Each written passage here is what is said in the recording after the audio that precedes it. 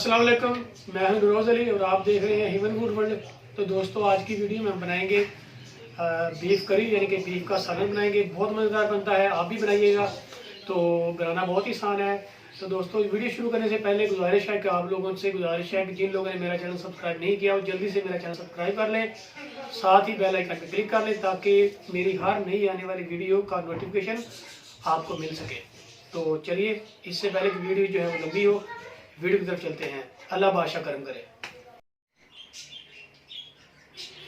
जी दोस्तों, बीफ करी यानी बीफ का सालन बनाने के लिए हमें जिन जिन चीज़ों की ज़रूरत है वो हमारे सामने है। सबसे पहले ये मेरे पास ये बीफ है। ये मैंने बीफ लिया है 2 किलो। ये मैंने इसको अच्छी तरह से धो लिया है, वॉश कर लिया है। 2 किलो ये मेरे पास बीफ है। और उसके बाद ये हमारे पास ये टमाटर है और ये प्याज है कटिंग किया हुआ है। और उसके बाद ये हमारे पास है ये ज़ीरा है, हल्दी, नमक, लाल मिर्च है। उसके बाद ये धनिया पाउडर है और उसके बाद ये हमारे पास गरम मसाला है, तेज़पत्ता है साथ। और ये अदरक का पेस्ट है, लहसुन का हुआ है, हरी मिर्च है और ये साबुत धनिया है। और ये हमारे पास कचरी पाउडर है। कचरी पाउडर इसलिए होता है कि ये गोश्त को गलाने के लिए, क्योंकि हमने ये जो मैंने बनाना है ये हमने इसमें कढ़ाई में ही बनाना है, तो कुकर का इस्तेमाल मैंने बिल्कुल भी नहीं करना। तो इसलिए कि मेरी तो एडवाइस यही है कि आप जब भी बनाएं बीफ वगैरह या कोई भी चीज़ बनानी है, आप उसको किसी देचकी में या कढ़ाई में किसी भी चीज़ में बनाएं, लेकिन कुकर में ना बनाएं। कुकर में फिर वो जायका नहीं आता बिल्कुल भी, क्योंकि कुकर जो है 5-10 मिनट में गोश्त को गाल देता, फिर जायका नहीं बनता। तो चलिए शुरू करते हैं कि ये कैसे बनता है कट्टे दा वड्डा गोश्त। जी, तो हमने जो कढ़ाई है वो चूल्हे पे रख ली है। बीफ का सालन बनाने के लिए सबसे पहले हम जो है, हमारे पास ये बीफ था 2 किलो, ये हम डाल देंगे बिस्मिल्लाहिर्रहमानिर्रहीम। और उसके साथ ही हम इसमें प्याज शामिल कर देंगे।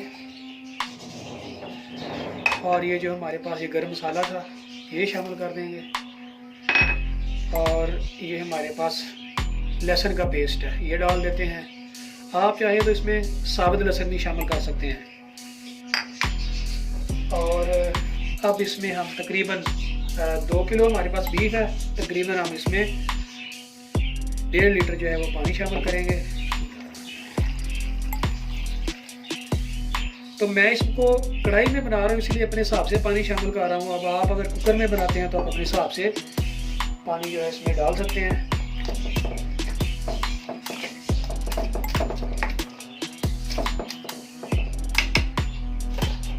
इसको करते हैं बंद ऊपर से और आग जला देते हैं इसमें। एक बार फिर मैं आपसे यही कहूँगा कि जब भी आप बीफ बनाएं या पाए वगैरह बनाएं, आप तो उसको कुकर में ना बनाएं, आप कढ़ाई में बनाएं, जायका जो है वो अच्छा हो जाता है।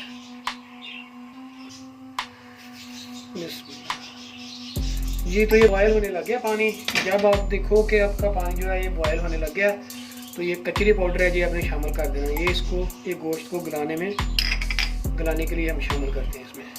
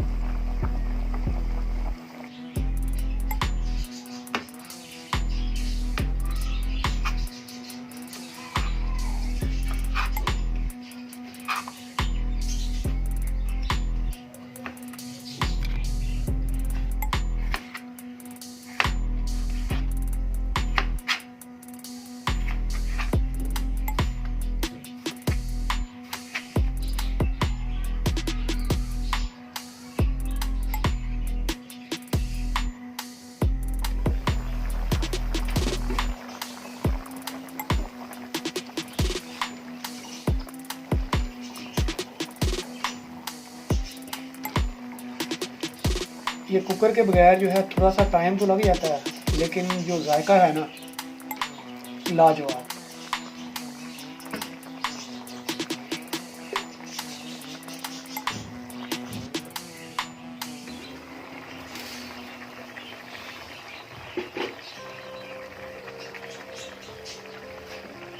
जी तो गोश्त जो है तकरीबन गलने के करीब तर है। तो अब हम इसमें ये टमाटर जो थे हमने कटिंग किए, ये टमाटर शामिल कर देंगे।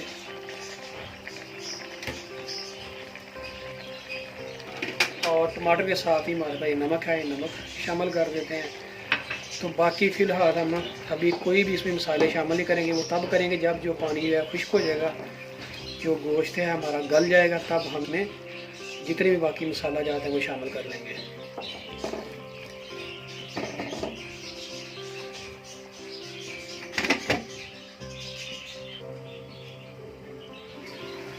जी तो पानी खुश्क हो गया। अब हम इसमें ये लाल मिर्च है वो शामिल कर देते हैं, और ये हल्दी है, और ये धनिया पाउडर था। नमक हम पहले शामिल कर चुके हैं।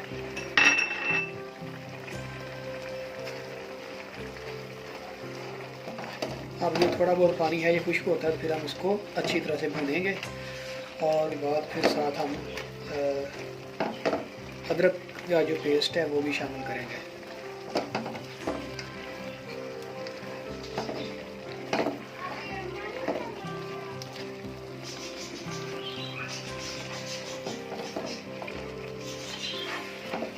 अब हम इसको ढाँपेंगे नहीं, ऐसे इसको पकने देंगे ताकि जो पानी है ये खुश्क हो जाए।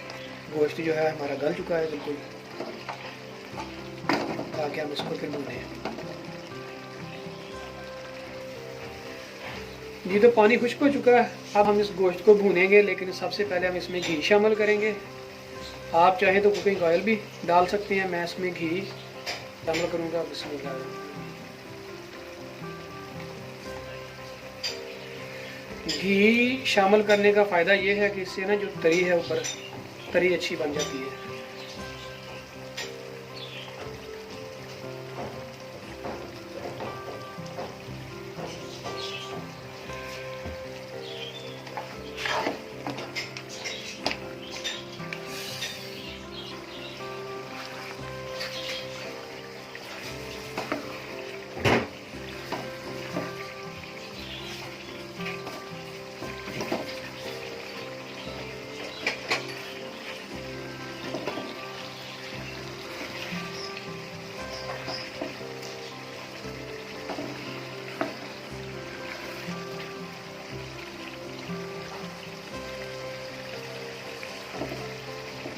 अभी हमने इसमें अदरक का पेस्ट जो है वो शामिल नहीं किया, वो भी एक सीक्रेट है, बाद में बताऊंगा। क्यों नहीं शायद डाला।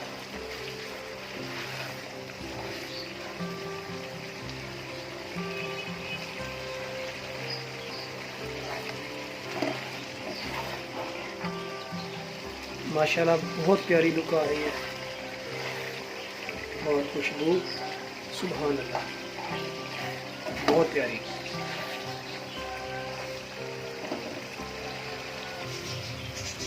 जी अब हमारे पास जो अदरक का पेस्ट था, अब हम इसमें ये शामिल कर देंगे।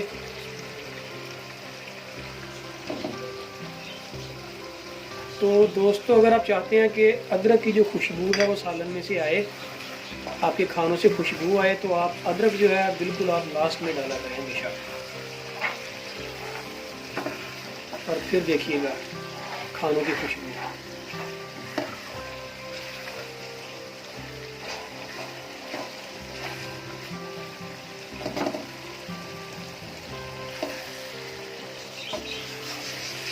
ठीक है, अब इसमें ये मैं तकरीबन 1 चम्मच जो है इसमें ये दही शामिल करूँगा। और ये दही जो है ये ऑप्शनल है, ये ज़रूरी नहीं है, इसलिए मैंने ये पहले मेन्यू में मैंने दिखाया नहीं है दही। तो आप चाहें तो इसको शामिल करें, तो आप नहीं चाहते तो आप बिल्कुल शामिल करें, ऑप्शनल है ये। इसलिए मैंने जो ना पहले मेन्यू में दिखाया नहीं। मेन्यू में मैं आपको वही चीज़ें दिखाता हूँ जो ज़रूरी है, कि जिसके बिना ये चीज़ें बन नहीं सकती।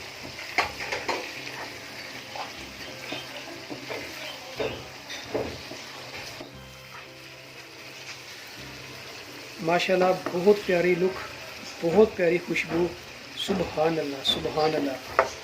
अल्लाह ताला की नेमतों का हमेशा जो है ना शुक्र अदा करना चाहिए इंसान को।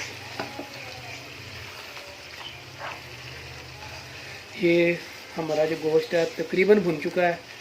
अब सिर्फ हम इंतज़ार है कि ये घी छोड़े तो हम इसमें पानी शामिल करें।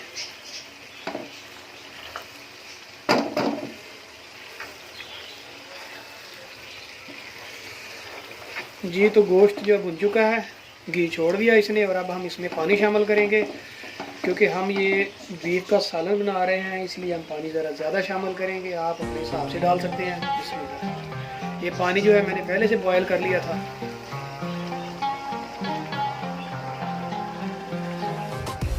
ये देखें अभी तक बॉयल हो रहा है। पानी मैंने पहले से बॉयल किया हुआ था। तो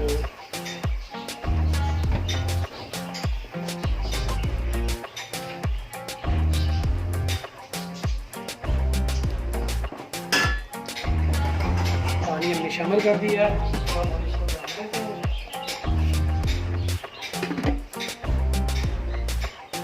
तो तब तक हम जो है ये धनिया काट लेते हैं और हरी मिर्च है वो काट लेते हैं।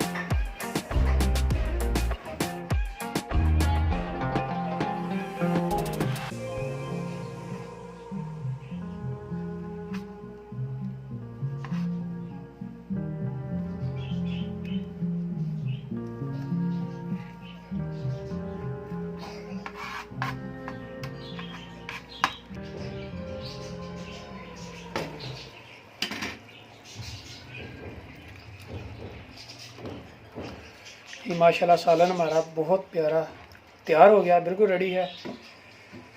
तो अब हम इसमें धनिया डाल देते हैं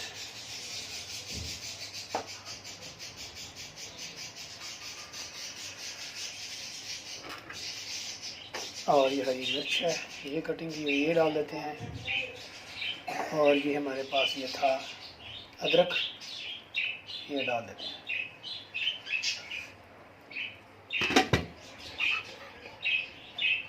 बीफ का सालन, बीफ करी जो है तैयार है बिल्कुल। अभी हम इसको सर्व करते हैं। इधर अब इसमें ज़ीरा शामिल करेंगे।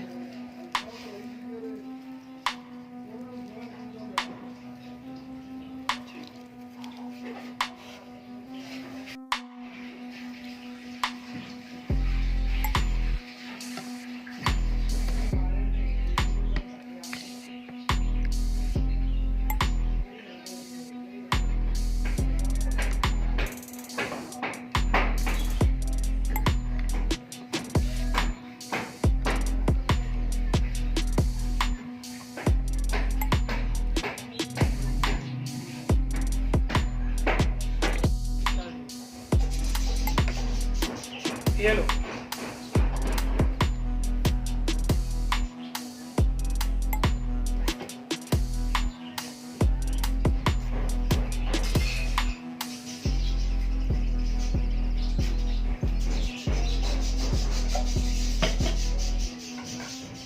ये जो खाओ दोनों।